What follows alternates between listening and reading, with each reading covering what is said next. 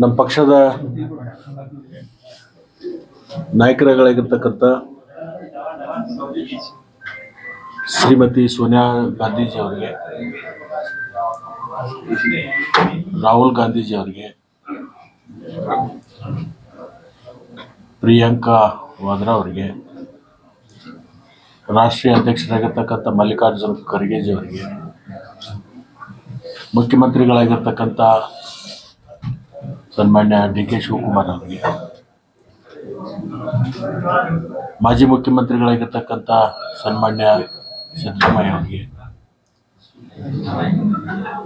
ಪ್ರದೇಶ ಕಾಂಗ್ರೆಸ್ ಅಧ್ಯಕ್ಷರಾಗಿರ್ತಕ್ಕಂಥ ನಮ್ಮ ವಿಶೇಷವಾಗಿ ಸಂಘಟನೆಯಿಂದ ಬಂದಿರತಕ್ಕಂಥ ಹರಿಪ್ರಸಾದ್ ಅವರಿಗೆ ಮತ್ತು ಪ್ರತ್ಯಕ್ಷ ಅಪ್ರತ್ಯಕ್ಷವಾಗಿ ನನಗೆ ಸಚಿವ ಸ್ಥಾನ ಕೊಡಿಸಲಿಕ್ಕೆ ಮತ್ತು ಕೊಟ್ಟಿರ್ತಕ್ಕಂಥ ಎಲ್ಲ ನಾಯಕರಿಗೆ ನಾನು ಬೆಳಗಾವಿ ಜಿಲ್ಲೆಯ ಜನರ ಪರವಾಗಿ ಮತ್ತು ನನ್ನ ವೈಯಕ್ತಿಕ ಪರವಾಗಿ ತುಂಬ ಹೃದಯದ ಅಭಿನಂದನೆಗಳನ್ನು ಅವರಿಗೆ ನಾನು ಸಲ್ಲಿಸ್ತೇನೆ. ಬಹುಶಃ ಭಾರತೀಯ ಜನತಾ ಪಕ್ಷದಲ್ಲಿ ಸುಮಾರು 25 ವರ್ಷ ಕಾರ್ಯಗಳನ್ನು ಮಾಡಿ ಆ ಪಕ್ಷವನ್ನು ತೊರೆದು ಕಾಂಗ್ರೆಸ್ ಪಕ್ಷಕ್ಕೆ ಸೇರಿದ ಮೇಲೆ ನನ್ನ ಕ್ಷೇತ್ರದ ಜನ ನನ್ನನ್ನು ಒಪ್ಪಿಕೊಂಡು ನನಗೆ ಬಹಳ ದೊಡ್ಡ ಅಂತರದಿಂದ ಗೆಲ್ಲಿಸುವಂಥ ಕೆಲಸವನ್ನು ನನ್ನ ಕ್ಷೇತ್ರದ ಜನ ಕೇವಲ ನನಗೆ ಮತಗಳನ್ನು ಹಾಕಲಿಲ್ಲ, ಮತಗಳ ಮುಖಾಂತರ ಅವತ್ತೇ ನನಗೆ ಆಶೀರ್ವಾದ ಮಾಡಿದರು. ನಮ್ಮ ಕ್ಷೇತ್ರಕ್ಕೆ ಲಕ್ಷ್ಮಣ ಸವದಿ ಬೇಕು ಅಂತಕ್ಕಂಥ ಒಂದು ಭಾವನೆಯನ್ನು ಇಟ್ಕೊಂಡು ನನ್ನ ಮೇಲೆ ಒಂದು ವಿಶ್ವಾಸವನ್ನು ಇಟ್ಕೊಂಡು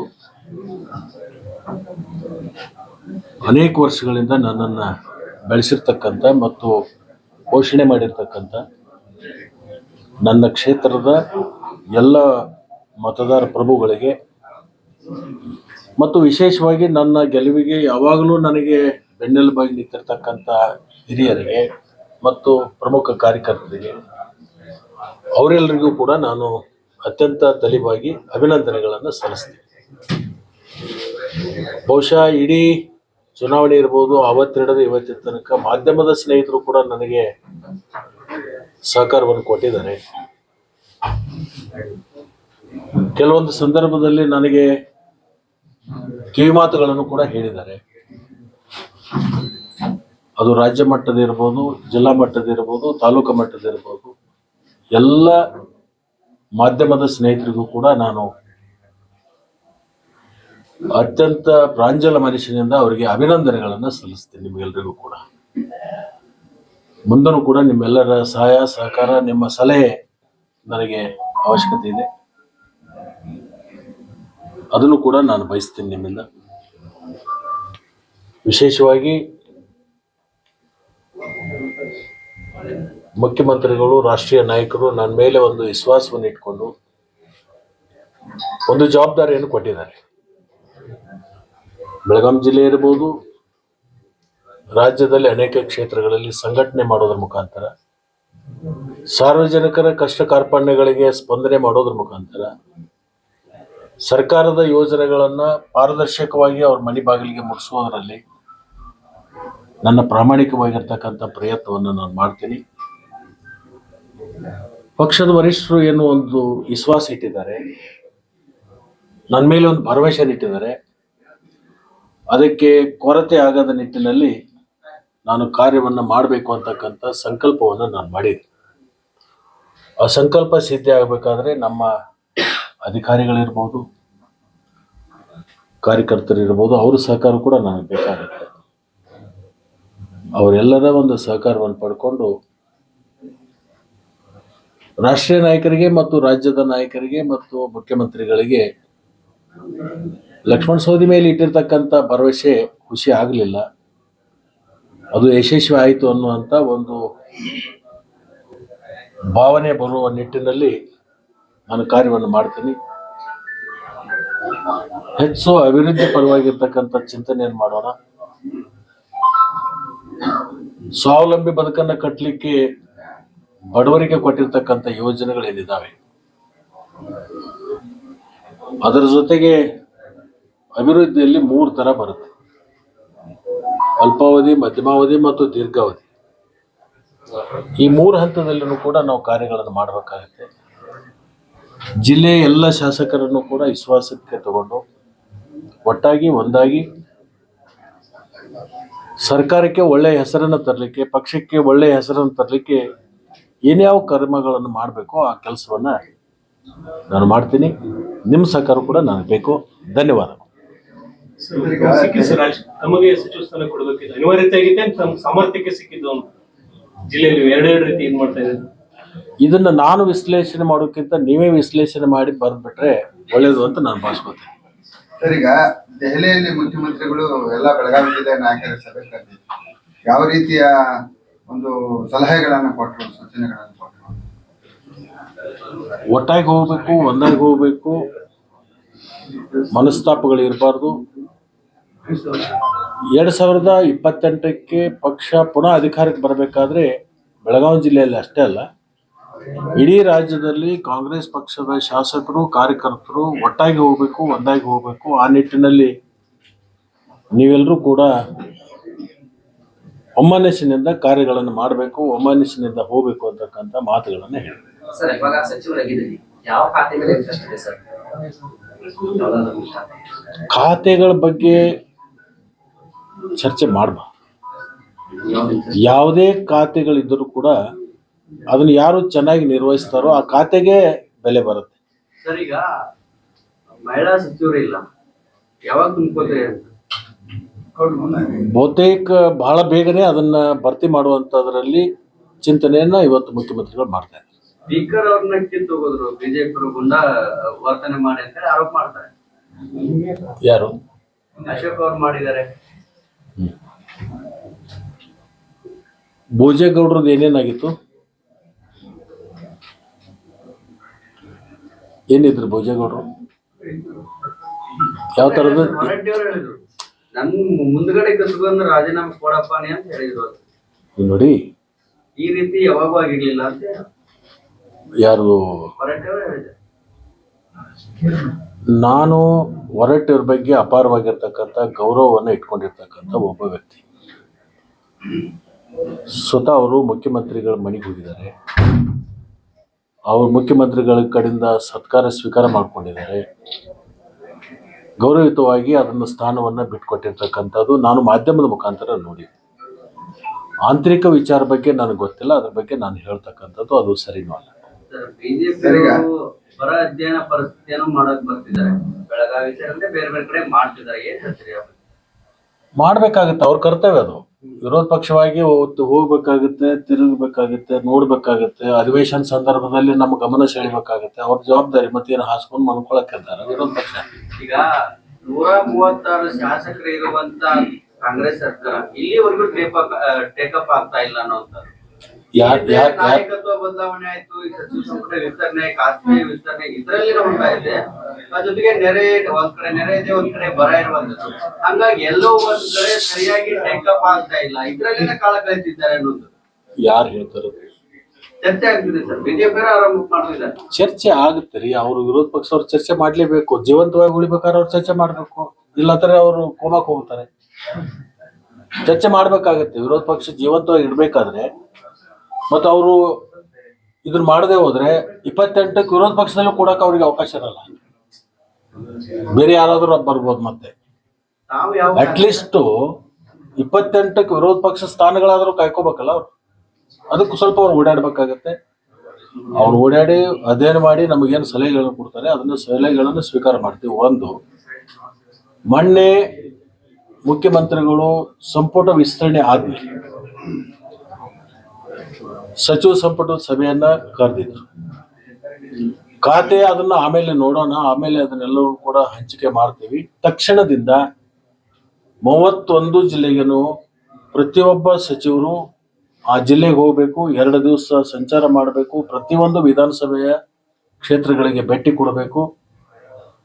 ಅತಿವೃಷ್ಟಿ ಮತ್ತು ಅನಾವೃಷ್ಟಿ ಎರಡನ್ನೂ ಕೂಡ ವೀಕ್ಷಣೆ ಮಾಡಿಕೊಂಡು ಅದನ್ನ ನಾಳೆ ನಡೀತಕ್ಕಂಥ ಬುಧವಾರದ ಸಚಿವ ಸಂಪುಟದಲ್ಲಿ ಅದನ್ನ ವರದಿಯನ್ನ ಕೊಡಬೇಕು. ಅದನ್ನು ಎಲ್ಲೆಲ್ಲಿ ತುರ್ತು ಕ್ರಮಗಳನ್ನು ತಗೋಬೇಕು ಅದನ್ನು ತುರ್ತು ಕ್ರಮಗಳನ್ನು ತಗೊಳ್ಳಿಕ್ಕೆ ಎಲ್ಲ ಸಚಿವರಿಗೂ ಕೂಡ ಸೂಚನೆಯನ್ನು ಕೊಟ್ಟಿದ್ರು. ನಾನು 2 ದಿವಸಗಳ ಕಾಲ ಉತ್ತರ ಕನ್ನಡ ಜಿಲ್ಲೆಯಲ್ಲಿ 6 ವಿಧಾನಸಭಾ ಕ್ಷೇತ್ರಕ್ಕೂ ಭೇಟಿ ಕೊಟ್ಟಿದ್ದೀನಿ. 6 ವಿಧಾನಸಭೆಯಲ್ಲಿ ಅಧಿಕಾರಿಗಳ ಜೊತೆಗೆ ಸಭೆ ಮಾಡಿದ್ದೀನಿ. ಪ್ರತ್ಯಕ್ಷವಾಗಿ ಬೆಳೆ ಹಾನಿ, ಅತಿವೃಷ್ಟಿ ಮತ್ತು ಅನಾವೃಷ್ಟಿ ಎರಡೂ ಕೂಡ ವೀಕ್ಷಣೆ ಮಾಡಿದ್ದೀನಿ. ನಾಳೆ ಬುಧವಾರ ದಿವಸ ಮುಖ್ಯಮಂತ್ರಿಗಳಿಗೆ ಅದನ್ನು ವರದಿ ಕೊಡುವಂತ ಮಾಡ್ತು. ಇದು ಎಲ್ಲ ರಾಜ್ಯದಲ್ಲಿ, ಎಲ್ಲ ಜಿಲ್ಲೆಯಲ್ಲಿ ಎಲ್ಲ ಸಚಿವರು ಇವತ್ತು ಪ್ರಾರಂಭ ಮಾಡಿದ್ದಾರೆ. ನಾನು ನಿನ್ನೆ ರಾತ್ರಿ 12 ಗಂಟೆಗೆ ನಾನು ಇಲ್ಲಿ ಬಂದಿರೋದು. 6 ಕ್ಷೇತ್ರದ ವೀಕ್ಷಣೆ ಮಾಡಿದ್ದೀನಿ. ಅಲ್ಲಿ ಬೆಳೆ ಹಾನಿ ಇರ್ಬೋದು, ಬರಗಾಲ ಪರಿಸ್ಥಿತಿ ಇರ್ಬೋದು, ಅತಿವೃಷ್ಟಿ ಇರ್ಬೋದು, ಎಲ್ಲವನ್ನೂ ಕೂಡ ನಾನು ವೀಕ್ಷಣೆ ಮಾಡ್ಕೊಂಡು ಬಂದೀನಿ. ಅವರು ಟೇಕಪ್ ಆಗಿಲ್ಲ ಅನ್ನೋದು ನಾವೇನು ಶುರು ಮಾಡಿದ್ವಲ್ಲ, ಇದಕ್ಕೆ ಪರ್ಯಾಯವಾಗಿ ವಿರೋಧ ಪಕ್ಷ ಮಲಗಿದೆಯಲ್ಲ, ಏನ್ ಮಾಡ್ತಾ ಇದೆ, ಜೀವಂತ ಇಲ್ಲಲ್ಲ ಅಂತ ಹೇಳಿ ಜನ ಮಾತಾಡೋದಕ್ಕೆ ಆ ಜನರಿಗೆ ಸಮಾಧಾನ ಆಗೋಗೋಸ್ಕರ ಆದ್ರೂ ಸಹಿತ ಅವ್ರು ಮಾಡ್ಬೇಕು ಅಂತಕ್ಕಂಥದ್ದು ನಿಭಾಯಿಸ್ತಾರೆ. ಆ ಕೆಪಾಸಿಟಿ ಇದೆ. ಆದ್ರೆ ಬೆಳಗಾವಿ ಜಿಲ್ಲೆ ದೊಡ್ಡ ಜಿಲ್ಲೆ, ಇಲ್ಲೇ ಖ್ಯಾತೆಗಳು ಕೂಡ ಜಾಸ್ತಿ ಇದಾವೆ. ಆ ಖ್ಯಾತೆಗಳನ್ನು ಯಾವ ರೀತಿ ಎದುರಿಸ್ತೀರಾ ಮತ್ತೆ ನಿಭಾಯಿಸ್ತಾರೆ? ನಾನೇನು ಹೊಸದಾಗಿ ಮಂತ್ರಿ ಆಗಿಲ್ಲ, ಇದು 4ನೇ ಬಾರಿಗೆ ಆಗಿರ್ತಕ್ಕಂಥದ್ದು. ಖ್ಯಾತೆ ಮಾಡೋದು ನಮ್ಮ ಜೊತೆಗೇನು ಮಾಡ್ಬೇಕಲ್ಲ. ಖ್ಯಾತೆ ಮಾಡಿದ್ರೆ ಅವ್ರಿಗೆ ಪರಿಹಾರ ಸಿಗದ ಸಂದರ್ಭದಲ್ಲಿ ಖ್ಯಾತೆ ಮಾಡ್ತಿರ್ತಾರೆ, ಅದ್ರ ಪರಿಹಾರ ಕಂಡುಕೊಂಡು ಅದನ್ನ ಸರಿ ಮಾಡುವಂತ ಕೆಲಸ ಮಾಡೋಣ. ಇಬ್ರು ಬಲಾಢ್ಯರಿಗೆ ಸಚಿವ ಸ್ಥಾನ ಸಿಕ್ಕಿದೆ. ಬೆಳಗಾವಿ ಇದರಲ್ಲಿ ರಾಜಕೀಯ ತೂಕ ಹೆಚ್ಚಾಯ್ತು. ಬೆಳಗಾವಿಗೆ ಇನ್ನೂ ಅನುದಾನ ಬರ್ಬೋದು. ಏನ್ ನಡೀತು ನೋಡ್ಬೇಕು, ಅದನ್ನ ವರಿಷ್ಠರು ತೀರ್ಮಾನ ಮಾಡ್ತಾರೆ. ಒಟ್ಟು ನಮ್ಮ ಜಿಲ್ಲೆ ಸರ್ವಾಂಗೀಣ ಅಭಿವೃದ್ಧಿಗೆ ಏನು ಪ್ಲಾನ್ ಮಾಡ್ಬೇಕು, ಪ್ಲಾನ್ ಮಾಡ್ತಾರೆ. ಸರ್, ನಿಮ್ದೊಂದು ಕನಸಿನ ಒಂದು ಬಹಳ ಕಾಳಜಿ ಇರುವಂತಹ ಒಂದು ವಿಚಾರ ಏನಂದ್ರೆ ತೂಕದಲ್ಲಿ ಮೋಸ. ಕಾರ್ಖಾನೆಗಳಲ್ಲಿ ರೈತರಿಗೆ ತೂಕದಲ್ಲಿ ಮೋಸ ಆಗ್ತಾ ಇದೆ ಅನ್ನೋದು ನೀವು ಸದನದ ಒಳಗೆ ಹೊರಗೆ 2 ಕಡೆ ಧ್ವನಿ ಎತ್ತಿ ರೈತರ ಪರವಾಗಿ ನಿಂತಿದ್ರಿ. ಈಗ ನೀವು ಸರ್ಕಾರದ ಒಳಗಡೆ ಹೋಗಿಬಿಟ್ಟಿದ್ರ, ಅದನ್ನ ಯಾವ ರೀತಿಯಾಗಿ ಪರಿಹಾರ ಮಾಡ್ತೀರಿ? ಸಂಬಂಧಪಟ್ಟಂತ ಸಚಿವರ ಜೊತೆಗೆ ಕೂತ್ಕೊಂಡು ಏನ್ ಮಾಡ್ಬೇಕು, ಏನ್ ಯಾವ ತರದಿಂದ ನಡ್ಕೋಬೇಕು ಅನ್ನುವಂಥದ್ದು ಅವ್ರ ಜೊತೆಗೆ ಚರ್ಚೆ ಮಾಡಿ ಅದನ್ನ ತೀರ್ಮಾನ ಮಾಡ್ಲಿಕ್ಕೆ ನಾನು ಸಂಬಂಧಪಟ್ಟಂತ ಯಾರಿಗೆ ಸಕ್ಕರೆ ಇಲಾಖೆ ಹೋಗುತ್ತೆ ಅವ್ರ ಜೊತೆಗೂಡ್ಕೊಂಡು ಚರ್ಚೆ ಮಾಡಿ ಅದನ್ನ ತೀರ್ಮಾನ ಮಾಡ್ತೀವಿ. ಬರುವಂತ ಹಂಗಾಮದಲ್ಲಿ ಸಂಪೂರ್ಣ ನಿಲ್ಲಿಸ್ಲಿಕ್ಕೆ ಆಗದೇ ಇದ್ರು ಸಹಿತ 90 ಭಾಗ ಆದ್ರೂ ನಿಲ್ಲಿಸುವಂತ ಕೆಲಸ ಮಾಡ್ತೀವಿ. ತಮ್ಮ ಕ್ಷೇತ್ರದಲ್ಲಿ 1 ಲಕ್ಷ ಟನ್ ಗುರಿ ಇಟ್ಕೊಂಡಿದ್ರಿ. 75,000 ಇದಾಗಿ ಈಗಾಗಲೇ ನಮ್ಮ ತಾಲೂಕದಲ್ಲಿ 76 ಲಕ್ಷ ಟನ್ ಕಬ್ಬು ಬೆಳೆಯುತ್ತೆ ರಿಪೋರ್ಟ್ ಪ್ರಕಾರ. ಬಹುಶಃ ಅದು 28 ಒಳಗಾಗಿ 2 ಯೋಜನೆಗಳು ಪ್ರಾರಂಭ ಆಗಿದೆ. ಒಂದು ಅಮಾಜೇಶ್ವರಿ, ಇನ್ನೊಂದು ಬಸವೇಶ್ವರ. ಬಸವೇಶ್ವರನು 90 ಭಾಗ ಮುಗಿದಿದೆ, ಅಮಾಜೇಶ್ವರ 90 ಭಾಗ ಮುಗಿದಿದೆ. 2 ತಿಂಗಳಲ್ಲಿ ಆ ಕೆಲಸ ಪೂರ್ಣ ಮಾಡಬೇಕು ಅಂತಕ್ಕಂಥ ಒಂದು ಟೈಮ್ ಬಾಂಡ್ ಇಟ್ಕೊಂಡಿದ್ವಿ. ಈ ವರ್ಷಕ್ಕೆ ನಾವು ನೀರು ಕೊಡ್ಲಿಕ್ಕೆ ಪ್ರಾರಂಭ ಮಾಡಿದ್ರೆ ಅದು 27-28ನೇ ಹಂಗಾಮದಲ್ಲಿ 1 ಕೋಟಿ ಟನ್ ಕಬ್ಬನ್ನ ಬೆಳಿತಕ್ಕಂಥ ತಾಲೂಕ ಇಡೀ ರಾಜ್ಯದಲ್ಲಿ ಯಾವ್ದಾದ್ರೆ ಅದು ಅಥಣಿ ತಾಲೂಕು ಆಗುತ್ತೆ. ಸರ್, ಜಿಲ್ಲೆಯಲ್ಲಿ 2 ಸಾಹುಕಾರಗಳು ಮಂತ್ರಿ ಆಗಿದ್ದಾರೆ. ನಾನಂತೂ ಸಾಹುಕಾರ ಅಲ್ಲ, ಸಾಮಾನ್ಯ ರೈತ ಕುಟುಂಬದಿಂದ ಬಂದಿರತಕ್ಕಂಥ ಒಬ್ಬ ರೈತ. ಕೃಷಿ ಮಹಾವಿದ್ಯಾಲಯ ಕಾಮಗಾರಿ ಸ್ವಲ್ಪ ದಿವಸ ಬೇಕು. DPR ಆಗ್ತಾ ಇದೆ, ಜಮೀನು ಗುರುತಾಗಿದೆ. ಅದು ರೆವಿನ್ಯೂ ಡಿಪಾರ್ಟ್ಮೆಂಟ್ದಿಂದ ಅಗ್ರಿಕಲ್ಚರ್ ಡಿಪಾರ್ಟ್ಮೆಂಟಿಗೆ ಹಸ್ತಾಂತರ ಮಾಡ್ತಕ್ಕಂಥ ಹಂತದಲ್ಲಿದೆ. ಅದನ್ನ ಮಾಡ್ಕೊಂಡು DPR ರೆಡಿ ಆಗ್ತಾ ಇದೆ.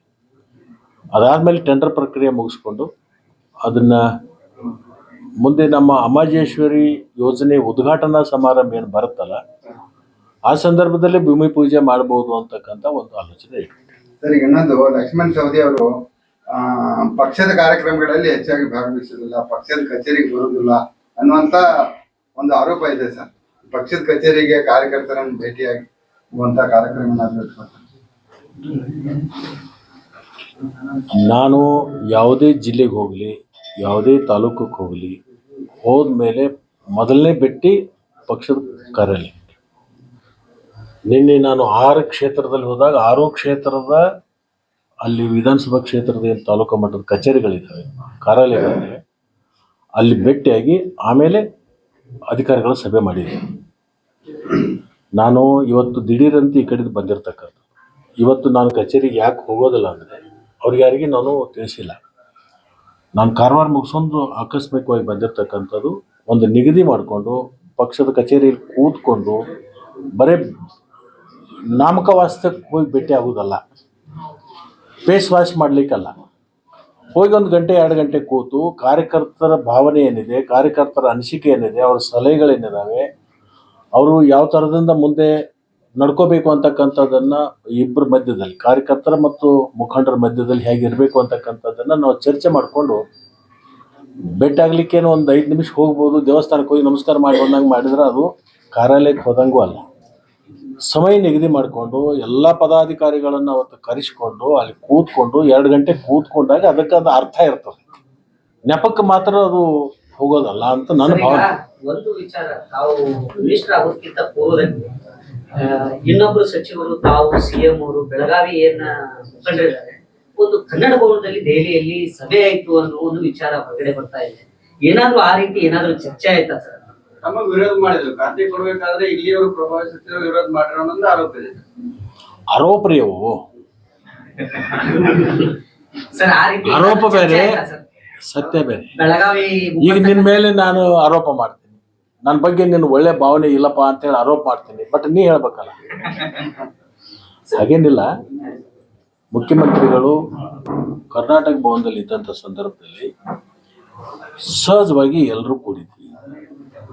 ಆಯಾ ಜಿಲ್ಲಾ ವೈಸು ಯಾರ್ಯಾರು ಬಂದಿದ್ರು ಅವರೆಲ್ಲರನ್ನು ಕರೆಸ್ಕೊಂಡು ಕೂತ್ಕೊಂಡು, ಮಂತ್ರಿ ಯಾರೇ ಆಗಲಿ ಯಾರೇ ಬಿಡಲಿ ಎಲ್ಲರೂ ಕೂಡ ಒಮ್ಮನಸ್ಸಿನಿಂದ ಒಂದಾಗಿ ಹೋಗ್ತಕ್ಕಂಥದ್ದು ಮಾಡಿದರೆ ಮುಂದೆ ಎಲ್ಲರಿಗೂ ಮತ್ತು ಭವಿಷ್ಯ ಇದೆ ಅಂತಕ್ಕಂಥ ಮಾತುಗಳನ್ನು ಅವ್ರು ಹೇಳಿದ್ರು. ಅದನ್ನೇನು ದೊಡ್ಡ ವಿಶೇಷ. ಬರ್ತಕ್ಕಂತ ಚುನಾವಣೆ, ವಿಧಾನಸಭಾ ಚುನಾವಣೆಯಲ್ಲಿ ಬೆಳಗಾವಿಯಲ್ಲಿ 11 ಕ್ಷೇತ್ರಗಳಲ್ಲಿ 12 ಕ್ಷೇತ್ರಗಳಲ್ಲಿ ಕಾಂಗ್ರೆಸ್ ಗೆಲ್ಲುತ್ತೆ. ಆ ನಿಟ್ಟಿನಲ್ಲಿ ಹೆಚ್ಚುವರಿ ಸೀಟನ್ನ ಗೆಲ್ಲಿಸ್ಕೊಂಡು ಬರೋ ನಿಟ್ಟಿನಲ್ಲಿ ಏನಾದ್ರು ರೂಪರೇಷ ಆ ರೀತಿ ಏನಾದ್ರು ನೀವು ಗೆಲ್ಲಿಸ್ಕೊಂಡು ಬರ್ಬೇಕು ಅನ್ನೋ ಒಂದು ಟಾರ್ಗೆಟ್ ಏನಾದ್ರು ಕೊಟ್ರ ಅಂತ? ಈಗ ನ್ಯೂಸ್ ಫಸ್ಟ್ದಲ್ಲಿ ಇದೆಯಾ, ಶ್ರೀಕಾಂತ್ ಕುಬ್ಬಕಡ್ಡಿ ನ್ಯೂಸ್ ಫಸ್ಟದು ವರದಿ ಮಾಡ್ತಾನೆ. ಆ ನ್ಯೂಸ್ ಫಸ್ಟ್ ಬೆಳಿಬೇಕು, ಇನ್ನಷ್ಟು ಅದು TRP ಹೆಚ್ಚಾಗಬೇಕು ಅಂತ ಹೇಳಿ ನೀವು ಕೆಲಸ ಮಾಡ್ತಿದ್ದಾನೆ. ನಾವು ಹಾಗೆ ಸರ್, ಈಗ ದೊಡ್ಡ ಜಿಲ್ಲೆ ಇರೋದ್ರಿಂದ ಜಿಲ್ಲಾ ವಿಭಜನೆ ಆಗ್ಬೇಕಂತ ಹೇಳಿ ಬಹಳ ದಿನದಿಂದ ಬೇಡಿಕೆ ಇದೆ. ಬಹಳ ದಿವಸದಿಂದ ಬೇಡಿಕೆ ಇದೆ. ಆ ಬೇಡಿಕೆಗೆ ಎಲ್ಲರೂ ಪೂರಕವಾಗಿದ್ದಾರೆ. ಅದನ್ನ ಸದ್ಯಕ್ಕೆ ಮಾಡ್ಲಿಕ್ಕೆ ಕಾನೂನದು ತೊಡಕಿದೆ. ಏನ್ ಸರ್ ಈ ಜನಗಣತಿ ಪ್ರಾರಂಭ ಆಗಿದೆಯಲ್ಲ, ಇದು ಮುಗಿಯುವವರೆಗೆ ಗ್ರಾಮ ಪಂಚಾಯತಿ ವಿಭಜನೆ ಮಾಡಕ್ ಬರಲ್ಲ. ಯಾವುದೇ